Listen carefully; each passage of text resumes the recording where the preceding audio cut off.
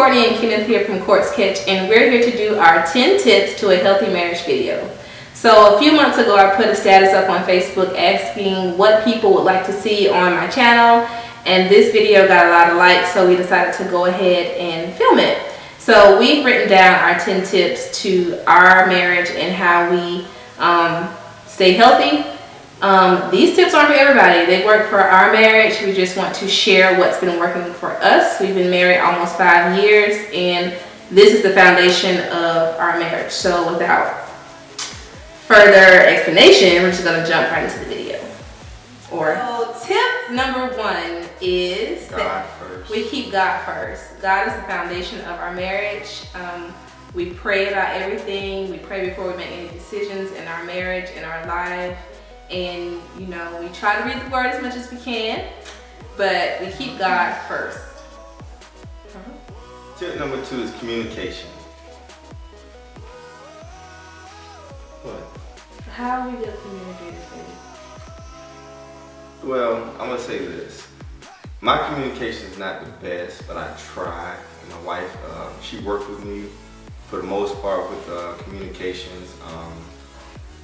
But when he says his communication is not the best, he sometimes doesn't, you know, things that he should tell me, sometimes he forgets, or he thinks that I wouldn't care, or I don't know, but we make sure that we keep open lines of communication.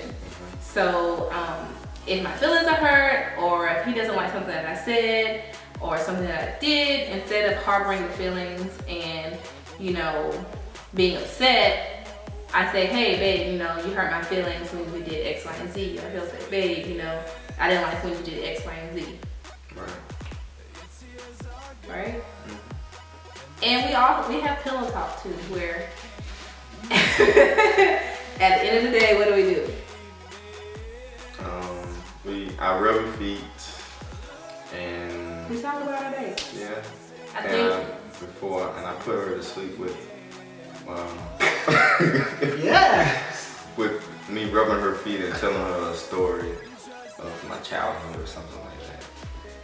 Yeah, we talk about, you know, I was referring to the moment when we lay down and we say, you know, so how was your day? Did anything interesting happen? Because sometimes you're so busy in work, in life, that you just forget to say, hey, you know, how was your day? Yeah. So simple things like that, or sometimes we send each other song lyrics, or we, you know, throughout the day, if I'm busy, he'll shoot me a text and just say, you know, thinking about you, or just simple things like that. So we always make sure we're communicating with each other throughout the day. Number 3, the biggest advice I can give anyone who's getting married or who is married is to not compare your marriage to others. No two marriages are the same. Marriages are very different because marriages have different people from different backgrounds. So I wouldn't let someone else's marriage be the example that you want to have. I feel like if you keep God first, God will order your steps and your marriage will be how he intends it to be. I feel like a lot of times marriages have problems because we can say X, Y, and Z, they don't do this, or they don't live like that, and sometimes that can, you know, cause tension, and I feel like sometimes it's unrealistic because the plan that God has for your marriage is not the plan that he has for another marriage. So when you compare your marriage to someone else's, you're basically setting yourself up for failure, because you just have to want and know that God has something for you and your spouse, and he will make that happen when he's ready for it to happen. Also like that Hollywood marriage stuff, what you see on TV. That's not real, okay? Marriage is work. Yeah, it is. And people think that when you get married, you're perfect, but you're not. And what they portray on TV is a written story. It's made to be perfect. But marriages are, you know, they're not perfect. They're work, and I feel like that's the ingredient that makes them authentic, that makes it worth it, because, you know, it's something worth fighting for. Tip number 4 is keeping the spice alive. Keeping the spice alive? A few things I do. I always send my wife flowers. I come home with flowers, especially if even if I had a bad day, you know, I just like seeing a smile on my wife's face, and I get a nice little card with it or something like that. I also send her, like she said earlier, little messages, song lyrics. I'm goofy, so I like sending like little goofy things also to try to make her laugh. Yeah, like you sent me Patrick. That's right. Yeah. I think that keeping the spice alive is really important in marriage. And it doesn't have to be, you know, something monetary value or something that you purchase. Sometimes it's just as simple as I'll suggest something that I know he likes to do, like going to the Bass Pro Shop to look at guns. I don't even know if that's the name of the place, but that's something that he likes to do. I really don't care to do that. I would rather be in the mall, in H&M or someone, but you have to keep the spice alive. So do little things that you know your spouse would enjoy or would really like. Like sometimes I'll go and like give him a pair of shoes, or he loves white chocolate Reese cups. If I see him at Target and I'm checking out, just grab them and get them for him. He loves lemon Oreos, just simple things like that I try to do. So he just knows that, you know, even though my day was super busy, I was thinking about you and I got this because I saw it and thought of you. Right? Yep. Tip number 5, financial fitness. So we think it's really important to be financially fit. I think that is a major part of marriage. So the way we do things is we keep all of our accounts together and we make financial goals and we talk about, you know, what we want to do for the year and discuss ways on how we can achieve our financial goals for the year. And they may change, they may stay the same, but we are very realistic. Emergency happens, life happens, children happen. So we just try to make sure that we're always communicating about our finances.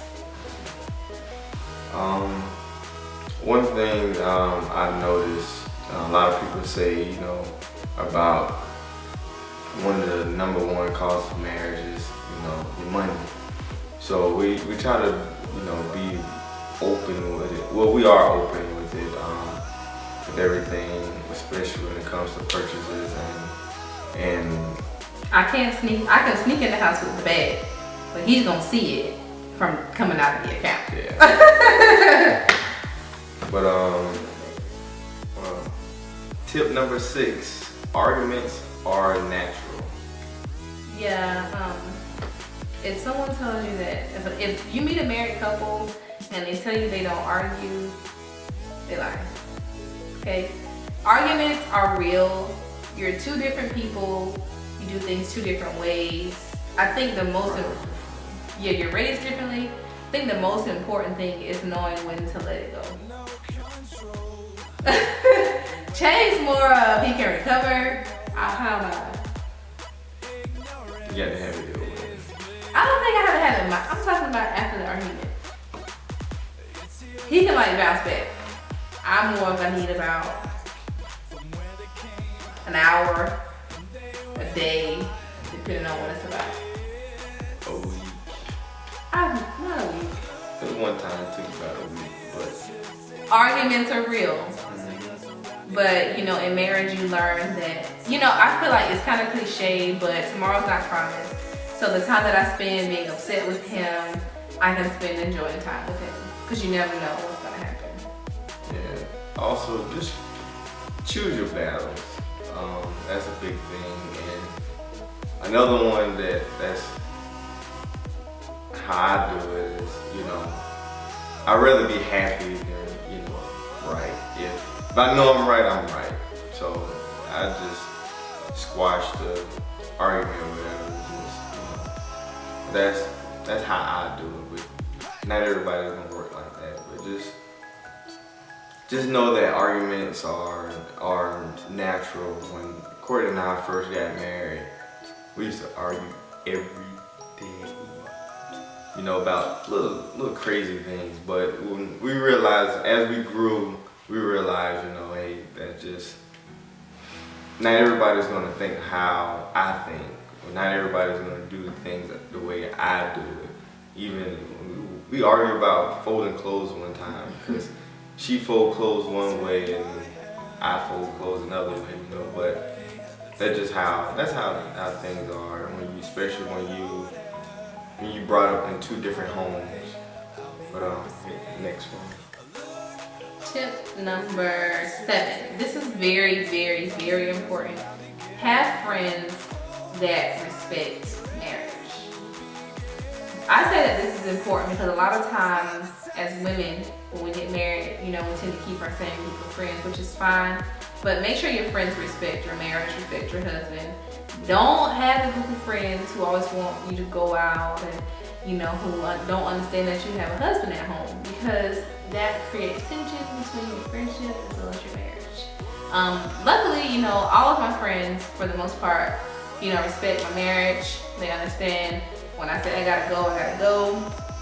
If I can't come, I can't come. And I feel like that is really important in marriage, because I don't want him to ever wonder, you know, if I'm out with a girlfriend, what I'm doing or what she's telling me, or, you know, what they're feeding to me. I want him to feel comfortable to where he didn't have to worry about, you know, my mindset when I come home. Okay. Well, I mean, same thing she said, you know, just figure out who the friends, if you have friends that don't respect your marriage, you know, just don't hang around them that often, you know, or don't go out, you know, or late at night with them, because, or just don't feed into what they have to say if they are negative by anything. I'm not really a type of person who feeds on what other people really say about me, or I just do what I do. I do what makes me feel happy. So. Tip number 7. Definitely. Oh. Tip number 8, date night.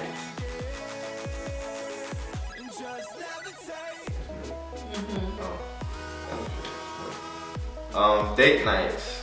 I love date nights. I like to dress up now. I wasn't the type to dress up before, but now, you know, I like to get jiggy with it, you know. But I love date nights. I like going to different restaurants, trying new things. We used to do this thing where we go out on Thursdays and do a different restaurant. We kind of got away from that because of school and children. Yeah. Because I'm very strict about my son's bedtime. Yeah. But date nights or date weekends, you know, take a family vacation, take a couple trip. Luckily, you know, Chang and I don't mind sharing our date night with our son because he's the coolest little he's kid ever. cool, and whenever we're out without him, we're trying to rush back to get to wherever he is. So, you know, our date nights, we'll go, like you said, out to dinner. We'll go like experience something new. We like to look at houses. We like to just hop in the car and just go wherever we end up. We're very, and spontaneity is very important in marriage. Don't try to, you know, some nights we just don't plan it out. We don't say we're going to this restaurant, we're going to the mall. We just get in the car and say, let's go do something. And I feel like, you know, that, you know, free spirit, you know, you have to make sure that you feed that in marriage too, because you don't want to feel like everything is just so cut and precise. Which leads us to our next tip, which is tip number 8, 9. You are having some issues. Yeah. Counting. Definitely tip number 9, which is have fun. You know, we both have different interests. I like to sing, I like to shop, I like to eat. Chang, like I said earlier, he likes looking at guns, he likes looking at cars, he likes audio stuff, electronic. But find a way to have fun, find a happy medium. You can almost all the time find Chang and I looking at houses. You know, that is, or cars, that is fun to us. We love trying a new dessert. We love trying a new food. If it's a pizza place we haven't tried, we will explore it. The other night we went to Zoo. I think Shane had more fun than Bryson did. Next year I'm wearing. He was like, I should have put on the costume. Do different things like that because having fun is important. You have to remember you're working, you know, we're parents, you know, we have our own personal goals that we want to achieve. So having fun is really, really important. We have movie night, we pig out. I mean, we just do, I mean, we're pretty simple. Yeah. I'm more of a kid out of the two of us. Yes, because I love that Inukshuk part. That's right. You might catch me doing front flips while she's changing Bryson or something like that. I mean, I just like having fun. We love giving each other wet willies. I mean, some people think it's gross, but listen, the thing in our house is don't sit and let your ear be exposed because you never know if you're gonna be getting wet willies. And we are pranksters. Like that is Shay and I. We prank each other all the time. So, and that's fun to us. And I think it's more enjoyable now because Bryson will have no clue what's going on, but he'll hear someone laughing and he just want to laugh too. So that makes it, you know, more enjoyable. And our final tip, which is tip number 10. Oh gosh, he deleted our list, guys. Love is the key. Love is an action word, but love is also all-inclusive. And I feel like, you know, when we made vows to each other, we understood that neither one of us was perfect. And at the end of the day, you have to love your spouse for who they are. I feel like sometimes people fall out of love easily because they have these expectations that when they get married, a person is just gonna, you know, be somebody that's completely different. Marriage doesn't, that's not what marriage is. Marriage is a commitment to spend your life, you know, loving and cherishing and, you know, taking care of and nurturing someone through whatever they may be going through. And I feel like if love is at the foundation, you can overcome anything. Yeah, I agree. Because I love all the great things about Courtney, and I love her flaws too. That makes her her. And I am very interesting. Keep love at the center and everything else will just kind of fall. Yes, because Lord knows I love my Courtney. And I love you too. Stop. Stop. But those are our 10 tips for, those are our 10 tips for a healthy marriage. We hope you guys enjoyed this video. Like I said, you know, this is what works for us, and we meet a lot of young couples that ask us, you know, how do you keep spice alive? You know, how do you stay grounded? And this is what works for us. Another thing, here's number 11. Change, you can't do not quit. Whatever it is, just don't quit. Don't quit unless the Lord told you so. Nah. What? Yeah. So that's it, guys. We're gonna wrap it up before Change finds number 12. But please subscribe to our channel. We hope this video, you know, helps someone, reaches someone in a positive way. If you like the video, give it a thumbs up. If you're not subscribed, go ahead and hit the subscribe button. And we will see you in our next video. Peace out.